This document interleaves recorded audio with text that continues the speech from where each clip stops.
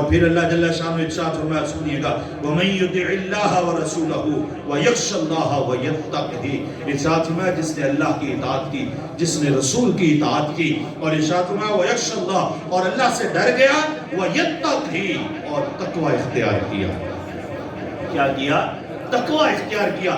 ہر پہلو، ہر نجات کے پہلو میں تقوی ہے، ہر کامیابی کے پہلو میں تقوی ہے، ہر معراج میں تقوی ہے، ہر کامیابی میں تقوی ہے۔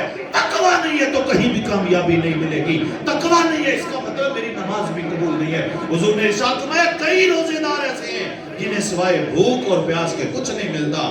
جب انہیں بھوک اور پیاس کے سوا کچھ نہیں ملتا تو تقوی کہاں سے پیدا ہو؟ اسی طرح نمازیں ایسی ہیں، حضور نے ارشاد فرمایا کئی نماز پڑھنے والے ایسے ہیں، نماز پڑھ کے ابھی اٹھے نہیں ہوتے کہ فرشتے ان کی نمازیں ان کے منہ پر مارتے ہیں۔ تقوی کہاں سے آئے؟ جب نماز قبول نہیں، جب روزہ قبول نہیں، جب حج قبول نہیں، جب زکوٰۃ قبول نہیں، تو تقوی کہاں سے آئے؟ اور جب تقوی نہیں تو پھر کامیابی بھی کہیں نہیں ہے۔ اب ذی قدر جتنی کامیابیاں ہیں، قبر میں کامیابی ہے، حشر میں کامیابی ہے، پل صراط سے گزرنے میں کامیابی ہے، جنت میں داخلے، جنت کے دروازے تک پہنچنے کی کامیابی ہے، جنت میں داخل ہو گئے وہ خاص مقام جہاں رب لم یزل کا دیدار ہوگا، وہاں پر پہنچنے کی کامیابی ہے، جنت کے محلات میں چلے جانے کے بعد پھر ہر دروازے اور روشن دان سے فرشتوں کے آنے کی جو خوشخبریاں ہیں، یہ ساری کی بنیاد اور روح کیا ہے؟